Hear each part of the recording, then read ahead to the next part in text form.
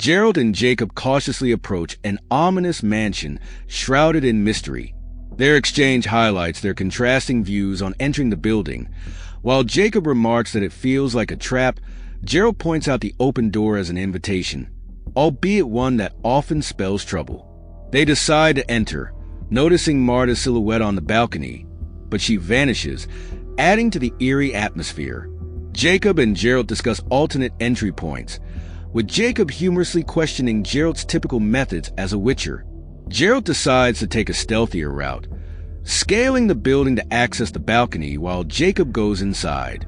As they proceed, they encounter strange artifacts and unsettling scenes, including crows perched on a railing and a foreboding figure in dark attire, who mutters disdainfully about witchers.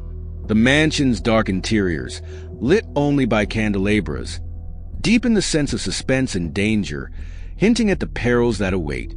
Geralt moved cautiously, climbing up to a railing where strange birds gathered, their wings flapping softly in sync with the trembling of his medallion. The vibrations resonated like an ominous melody, hinting at the presence of magic or a curse lingering in the air around him.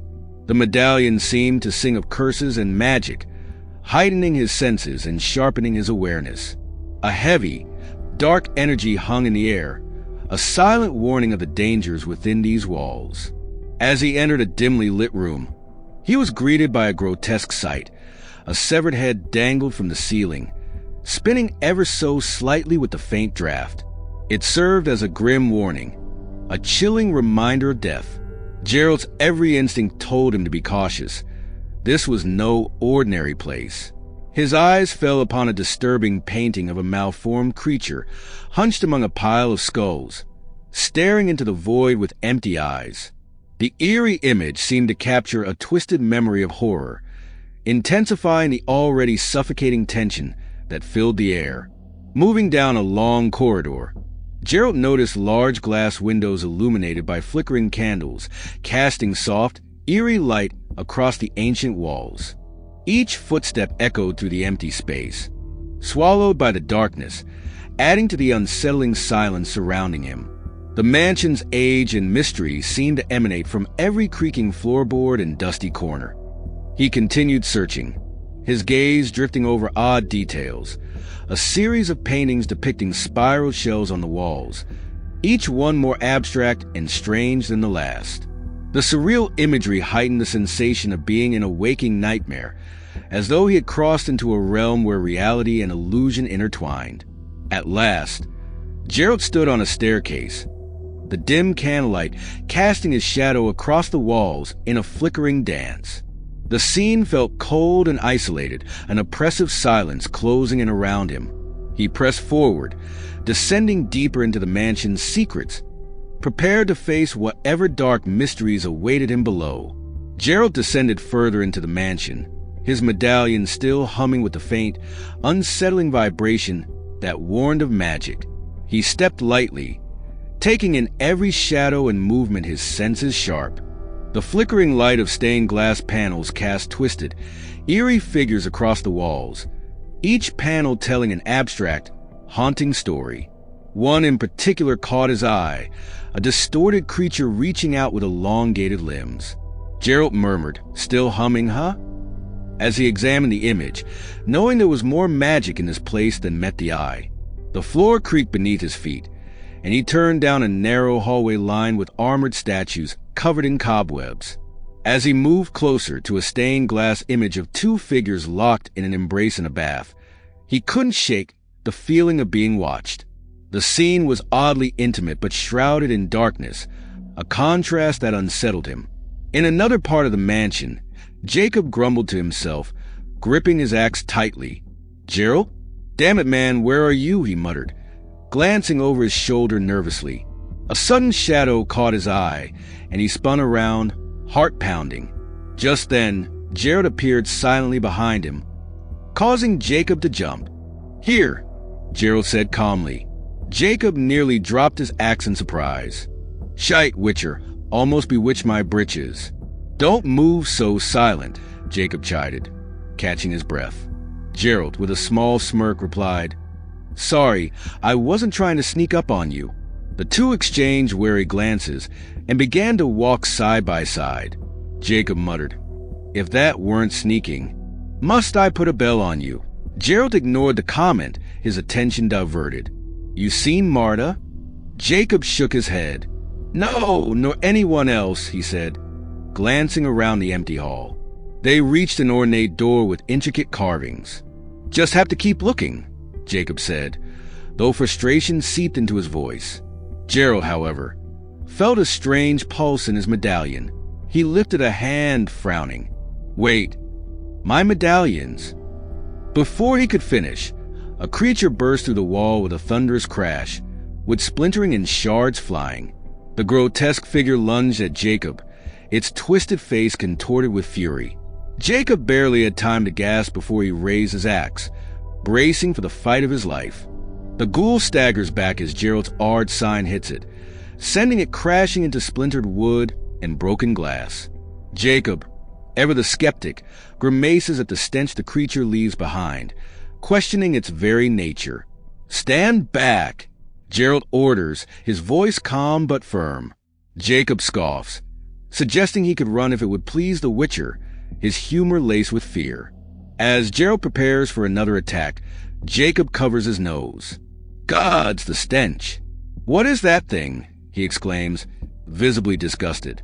Geralt doesn't answer directly.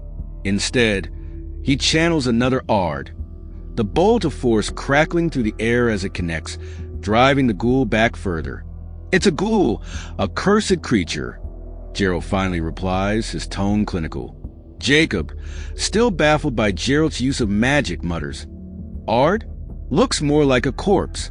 Geralt doesn't bother explaining the intricacies, focusing instead on the threat at hand. Jacob, undeterred, continues to question Geralt's methods, asking, "Why'd you call it an Ard?"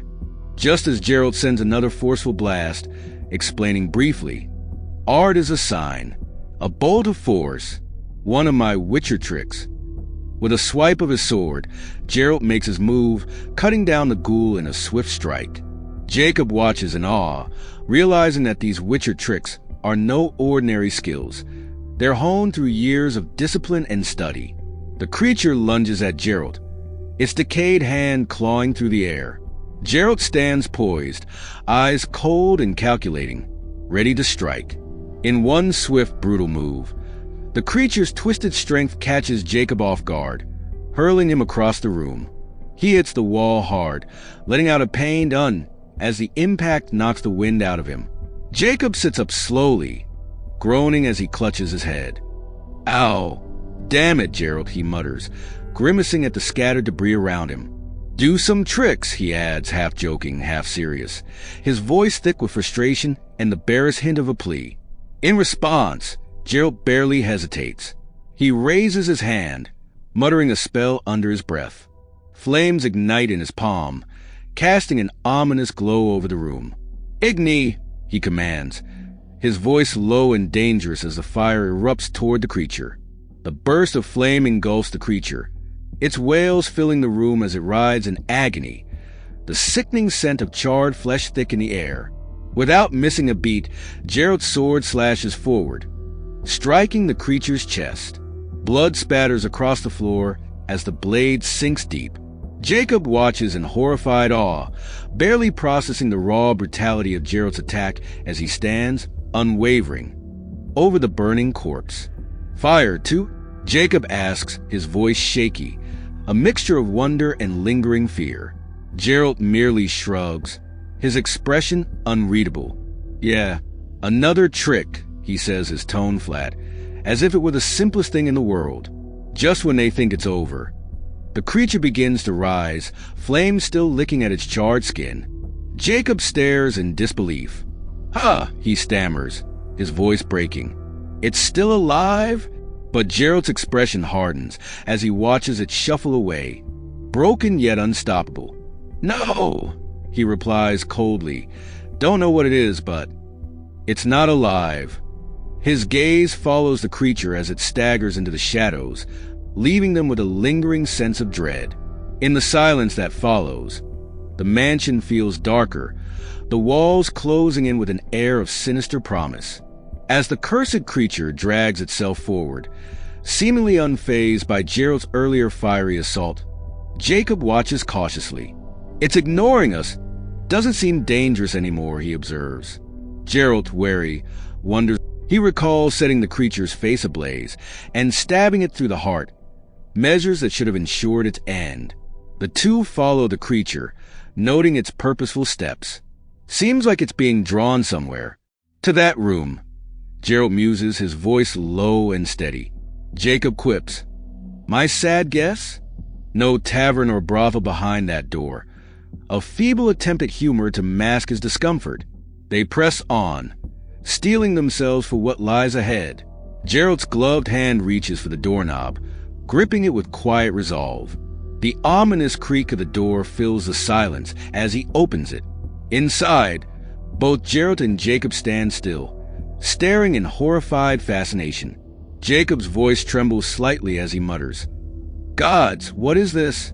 Their eyes scan the room, piled high with lifeless bodies, some arranged as if in quiet repose. Others collapse where they fell. Geralt remarks with cold certainty, "Neither brothel nor tavern, Jacob. You were right about that." They both take in the grotesque scene, a macabre collection of the dead. As they move further into the room, they note the stained glass images on the walls, grim depictions of death and decay. The intricate designs mirror the gruesome scene, intensifying the atmosphere of desolation. Among the bodies, they find all manner of people, soldiers, hunters, merchants, frozen in death, yet their bodies show no signs of decay. Geralt points out, dead soldiers, dead hunters, dead women, merchants, monsters. All dead, but not decaying. Looks like some have been here for centuries. Jacob glances at Geralt's medallion, hopeful for answers. "What's that medallion of yours say?" he inquires. Geralt's response is grim and detached, says there's nothing we can do here. His tone is steady, unaffected by the horror around them.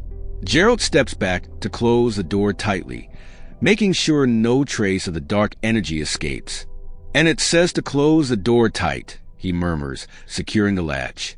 Jacob, both impressed and disturbed by the medallion's apparent wisdom, comments, "Talkative bit of metal, that medallion of yours." Geralt shrugs off the remark with a hint of dark humor. "Yeah, well, I'm interpreting." With the door shut tight, they turn away, leaving behind the grim tableau, unresolved and haunting. The fire crackled warmly in the grand fireplace, casting long shadows across the dining hall. After hours of combat, the warmth was a strange comfort, even in a house teeming with curses. Jacob leaned back, savoring the smell of roasted meat, rich and inviting. "Smell that ham, Geralt," he declared, a hint of disbelief in his voice. "You claim the house is cursed, but the magic seems kindly enough." Geralt's gaze remained cool, distant. "Don't forget the monsters we've seen," he reminded, his tone sharp, as if keeping a keen edge on reality amidst the comfort. Jacob shrugged, undeterred. "Oh, I haven't forgotten. But cursed or not, a man could get used to a warming fire and a fattening meal." He took a deep drink, eyeing Geralt with curiosity. "Tell me, Witcher, you ever take a wife? Or is passing the wine as close as a Witcher gets to companionship?" Geralt poured himself a drink, his movements precise, controlled. "We're more practiced at drinking it than sharing it," he replied, voice low, hinting at something heavier. "Most Witchers aren't swayed by emotions. We don't need companionship. The transformation strips that away." Jacob raised an eyebrow, catching on to Geralt's choice of words. "Most?" he pressed, his curiosity sharpening. "Why, most?" Geralt took a slow sip, his yellow eyes flickering with the firelight. "Guess I'm different. My transformation wasn't entirely normal." Jacob chuckled, though his gaze softened. "Nothing about a Witcher is normal, I'd wager." He picked up a roasted leg, tearing into it with gusto. "So, women? Anybody to cook a hen for you?" Geralt shook his head, his expression unreadable. "Not women like that, no." Jacob's face softened, a hint of nostalgia sneaking in. "Marta was a grand cook. She was Loved her stews and roasts. Always putting flowers on the plate. Pretty, she'd say. Foolish, wouldn't you agree? Geralt's gaze lingered on the fire. I wouldn't be so quick to judge, he murmured, his voice a quiet reminder of all the beauty lost to his path. They sat in silence, Jacob's face half-shadowed as he raised his drink, lost in his own memories. The fire danced, filling the room with warmth that both men knew would be fleeting in this cursed house. Jacob stares up, tankard in hand, his face cast in shadow as he looks toward the rafters, lost in thought. So, no real love for Witcher, then? Just passing glances and coin, he prods, his voice low but pointed. Geralt's gaze hardens, his response clipped. I'm a Witcher. That's the life we lead. The statement hangs in the air, heavy, a shield against further questions. Jacob isn't deterred, though. Being a Witcher has naught to do with it, he counters, a sly smirk twisting his lips. You're afraid of having your heart broken. Geralt barely flinches, just mutters a soft, probably. There's a flicker of something unguarded in his tone, but he turns away before Jacob can press further. Unseen by either of them, a shadow shifts silently across the rafters above, its form hidden in the darkness. The flickering firelight fails to reach that high, casting everything into an ominous gloom that cloaks the figure entirely. Jacob, oblivious, leans back into his chair, taking another swig, his attention fully on Geralt's expression. Well, Jacob finally concedes with a resigned sigh. It's a valid fear. The two men sit in uneasy silence, unaware of the hidden presence lurking above, shrouded in the cursed mansion's dark embrace. The fire crackles as Geralt stares into the flames, shadows flickering across his face. The quiet stretches on, heavy and contemplative, until Jacob shifts restlessly beside him, pulling his fur cloak tighter as he eyes the Witcher. You off to look for her? Geralt finally asks, his voice low, each word laced with a hint of challenge. Jacob grunts, his expression firm. And if I am, it's something I've got to do alone. His gaze doesn't waver, even as Geralt's sharp eyes hold him, as if weighing the decision. The dark shape of a creature lurks nearby, its presence ignored by both men, but casting an eerie stillness over the room. Geralt leans back, crossing his hands in front of him, his wolf medallion glinting in the firelight. Can't decide if I should stop you, he mutters, half to himself. I'll think about it. The words are calm, almost indifferent, though a hint of dry humor tugs at his tone. Jacob stands, his silhouette outlined in the doorway as he prepares to leave, casting one last glance at the Witcher. You'll probably be asleep before you decide. Geralt smirks, his gaze turning distant as he leans further back into the shadows. And I'll probably be asleep, he replies, his tone almost dismissive, though something unreadable lingers in his eyes. The doors close behind Jacob, his shadow slipping away, leaving Geralt alone in the dim room. The only movement now is the flicker of light across the walls, and the quiet anticipation that hangs thick in the air, an awareness that something dark, something unknown, waits just beyond the edges of their understanding. The room lay in heavy darkness, broken only by the glint of yellow eyes lurking within the shadows. A faint outline of a creature emerged, its form tense, ready to pounce. Geralt sat back in his chair, seemingly oblivious, eyes closed and arms crossed, as if at peace. But as the shadow moved closer, claws poised, his eyes snapped open, keen and alert. In a swift, decisive movement, his hand shot out, catching the creature's arm before it could strike. The creature gasped in surprise, and the darkness fell away, revealing a succubus with curling horns and a mischievous smirk. She flinched slightly, her playful gaze meeting his. "Oh, not so rough," she hissed, twisting under his grip. Geralt studied her for a moment, his expression calm and unreadable, then released her arm. "A succubus," he remarked, his tone flat, as if already unimpressed. The succubus chuckled, rubbing her arm. "A Witcher, are you?" she mused, eyes twinkling. "One of us is named Vara. And what's the other one called?" Geralt, he introduces himself, his voice low and steady as his eyes meet hers. The succubus tilts her head, a playful smile on her lips. Well, Geralt, she says, drawing out his name as if tasting it. I'm bored, and you look amusing. Sorry if I frightened you. Geralt sits in the dimly lit room, eyes narrowing as he watches her pacing by the window. Frighten me? He repeats, raising an eyebrow, clearly unimpressed. No. Am I amusing? Maybe. But why are you bored? She turns, gazing out the window at the elaborate stained glass, its twisted shapes of creatures etched in vibrant colors. You'll be bored too, soon enough. We're trapped in this cursed house. Trapped, Geralt echoes, his gaze hardening.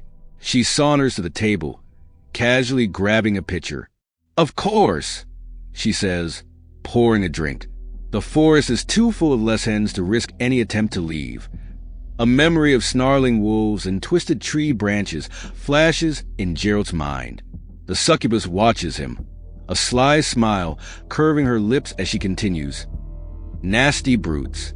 It's impossible to predict where you'll see them next as they appear and disappear in swarms of crows. Their wolves are just mean. They'll chew on you for no reason. None at all. She pauses, letting the silence stretch just long enough before adding with a wicked grin. Then there's the grave hag. Geralt glances at her, his face unreadable. She meets his gaze, her smile coy. Have you seen her? She's not beautiful. You can compliment me now. Geralt lifts his cup, a wry smirk tugging at his lips. Well, you're certainly better looking than a grave hag. She laughs softly, but it doesn't quite reach her eyes. Is that all? Hardly overwhelming as a compliment, Geralt. But I suppose I have heard witchers can be cold. She leans closer, her eyes narrowing. Maybe that other man you're with is more amusing. What did you call your friend? Jacob? Geralt's expression remains impassive, his thoughts unreadable. The conversation is a dance, a dangerous game of words, and in this cursed mansion, it's only just beginning. The woman's fingers curled around Geralt's arm as she guided him down the dimly lit hallway, her touch cold yet oddly inviting. She seemed amused by his tension, sensing his wariness. Walk with me while you answer, she whispered, her voice carrying a subtle, almost seductive tone. You seem tense. Do I make you nervous? Geralt's reply was curt, his gaze steady and unyielding. You make my medallion nervous, and I trust it. His tone left little room for misinterpretation. The Witcher's instincts were rarely wrong, and his medallion's trembling was enough warning. As they walked, the woman prodded him about Jacob, pressing for details. Yes, the other man's name is Jacob, Geralt admitted. We're here because of Marta, his wife, the Bruxa. Have you seen her? The woman smirked, her voice lilting with subtle amusement. I have, she said, casting a glance over her shoulder. But we've not shared wine, conversation, nor a bed. Her tone was mocking, almost as if she was toying with him. Geralt caught her reference to Marta being a Bruxa, confirming his suspicions about the supernatural nature of the woman they were searching for. In a mansion shrouded in death and magic, anything was possible. As they passed through rooms adorned with dark, ominous stained glass and haunting artwork, the woman continued her enigmatic dialogue. She remarked on how nice it is to have warm bodies in the house again, her voice dripping with unsettling undertones. Each word she spoke added to the mansion's dark allure, hinting at a past filled with secrets. Eventually, they entered a library where towering shelves filled with dusty books and eerie statues seemed to watch them with hollow eyes. Geralt glanced around, noting the ancient tomes and the haunting faces carved into the walls. He asked her how long she had been in this place, and her response was cryptic. Long enough to grow bored. Her words hinted at a strange timelessness within the mansion, as if it existed outside the normal flow of days and nights. As they moved deeper, Geralt felt her studying him closely. She confessed her love of finding things, her fingers brushing against him as she leaned in, testing his boundaries. Touching them! she added, her voice soft but layered with dark intent. Geralt's expression remained stoic, though he could sense the trap in her words. He had encountered creatures like her before, those who relished the thrill of the hunt, finding twisted amusement in taunting their prey. This was no ordinary woman. She was a creature of shadows and seduction, and her interest in him was anything but innocent. As the woman drew closer to Geralt, her voice dripping with a dark allure, she whispered in his ear, Yes. Very nice, Geralt.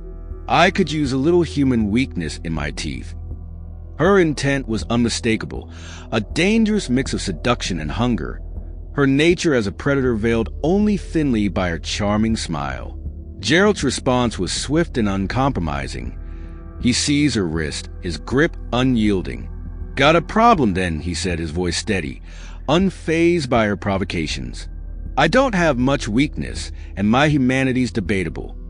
She seemed amused, perhaps even more intrigued by his resistance, and she continued her taunts as they wandered deeper into the mansion. They soon found themselves in yet another grand dining hall, one of many Geralt had encountered so far. The room was filled with an elaborate feast, fresh as though it had just been served, yet there was no sign of any servants or cooks. As they examined the untouched food, Geralt commented on the peculiarity of it all. The woman hinted that it was all conjured by magic, as far as she knew. Geralt, still wary, sampled a small piece, remarking dryly, "So far, magic's been a good cook." The woman watched him closely, her red eyes glinting with interest. "Don't you fear it might be poisoned? Or—" "Wait, no." She leaned in, her gaze sharp. "Witchers are immune to poison, aren't you? Something about your mutations." Geralt nodded, confirming her suspicion. "True enough. Few poisons can harm us." She smirked, lifting 2 bottles of wine, her tone suggestive. "That's useful. How about wine?" Geralt's eyes narrowed as he responded, "What about it?" She pressed on, her words laced with a subtle challenge. "Can it get you drunk? Drunkenness doesn't count as being poisoned, does it?" "Wine affects witchers the same as anyone else," he replied, his voice level. "Does take a bit more, though." The evening began innocently enough, or at least, as innocent as things could be in a place like this. Geralt and the woman clinked their mugs together, red wine sloshing over the edges and staining the wooden table. She raised an eyebrow at him, a playful glint in her eye. "Oh," she purred, a sly smile on her lips. "Then we'd best get started."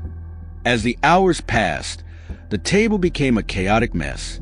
Empty mugs, overturned glasses, and dark stains of spilled wine littered the surface, remnants of their conversation and shared laughter. Yet beneath the warmth of the firelight and the comfort of drink, an uneasy silence seemed to linger, like a shadow watching from the corner.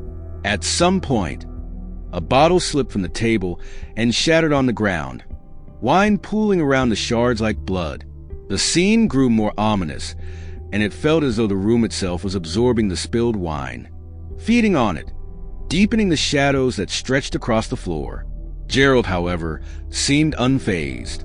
With a faint smirk, he recounted one of his tales, a story about a stubborn troll he'd met on a road. "And I told the troll," he began, a mischievous glint in his eye, "a gold piece to cross your damn bridge? For that price, I'll take off my boots and wade through the river." The woman burst into laughter, covering her mouth as she leaned forward. "And what did the troll say?" she asked, barely able to contain her amusement. Geralt leaned back, clearly enjoying her reaction. "2 silver, I carry boots," he replied with a chuckle, and her laughter filled the room, bright and genuine, echoing through the empty mansion. For a brief moment, the darkness around them seemed to retreat, as though amused by the exchange. The laughter continued until she wiped tears from her eyes, her breath hitching as she finally calmed down. She managed, catching her breath. But as the moment passed, her expression shifted, her laughter fading as she reached into her pocket. With a serious, almost intimate look, she held out a small, ornate key toward him. "Geralt," she said softly, "I like you. I've a gift for you, a key to my room, on the 4th floor. Geralt took the key, turning it over in his hand as he examined it with mild skepticism. Only 3 floors here, he pointed out, his tone half questioning, half amused. Her eyes sparkled with mystery as she leaned closer, a mischievous smile returning to her face. That depends on which doors you open, she whispered, her voice low and inviting.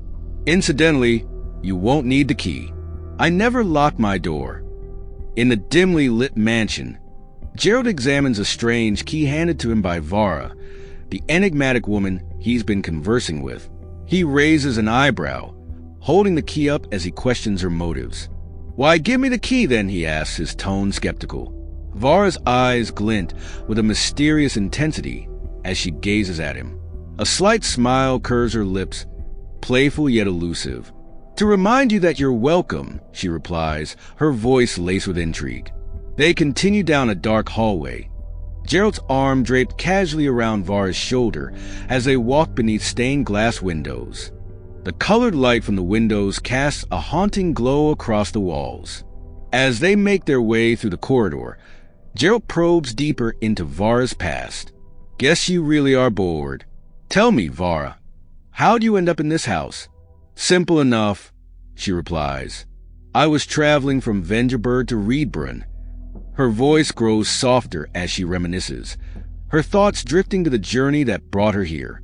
In a flashback, Vara recalls a caravan journey through a misty forest, shadows lurking ominously on the edges of the path. She mingles with the other travelers, her face concealed, her presence hidden. The trip was too long, too boring, not entirely safe, even for my kind. I disguised who I am and what I am, and I took comfort in numbers. The memory fades to an intimate moment in the shadows, hinting at fleeting solace she found with others during her journey.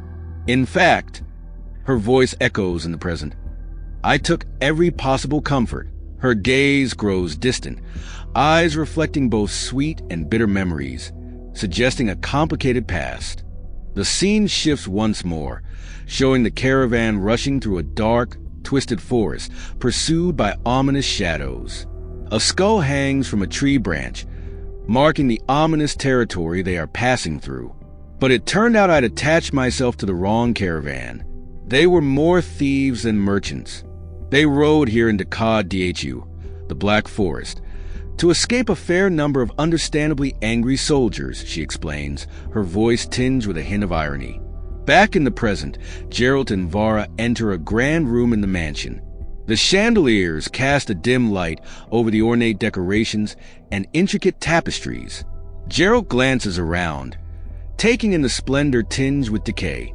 So, where are these men? He asks, his tone filled with suspicion. Vara tilts her head, her voice calm but pointed. Come, I'll show you. She leads him to a small trapdoor hidden on the floor, lifting it to reveal a dark passageway descending into the depths of the mansion. Geralt raises an eyebrow in surprise. A trapdoor? Missed that earlier, he mutters, his curiosity piqued. They descend the narrow staircase, the dim glow of torches casting eerie shadows across the stone walls. The atmosphere grows thick with dread and mystery, each step echoing in the silence. Vara lingers at the top of the stairs, watching Geralt as he ventures further into the unknown. And we came down here, Vara says from above, her voice carrying a haunting quality as Geralt descends a narrow staircase. The stone walls close in, damp and ancient, lit only by sparse torches casting flickering shadows. As Geralt reaches the bottom, he stops at a large stone archway. The light from a nearby torch reveals a floor covered in bones, skeletons scattered like forgotten remnants of the past. He pauses, taking in the grim sight, saying nothing but letting the silent horror of the scene settle around him. Venturing further, Geralt steps into a vast chamber filled with decaying corpses, stacked in twisted, unnatural positions. The stale air is thick with death. He glances at the bodies, their clothes and contorted forms hinting at the dark fate that befell them. Suddenly, from the shadows, a creature emerges, a twisted, cursed being with hollow eyes and a face of decaying flesh. The creature's broken teeth and shattered eyes stare back at Geralt, filled with rage. It lets out a hissing snarl. Curse! Geralt raises his sword, his stance ready for battle as the cursed creature advances, snarling and contorting with hatred, its decayed features illuminated by the dim torchlight. The confrontation looms as Witcher and monster face each other in the heart of the cursed mansion's depths.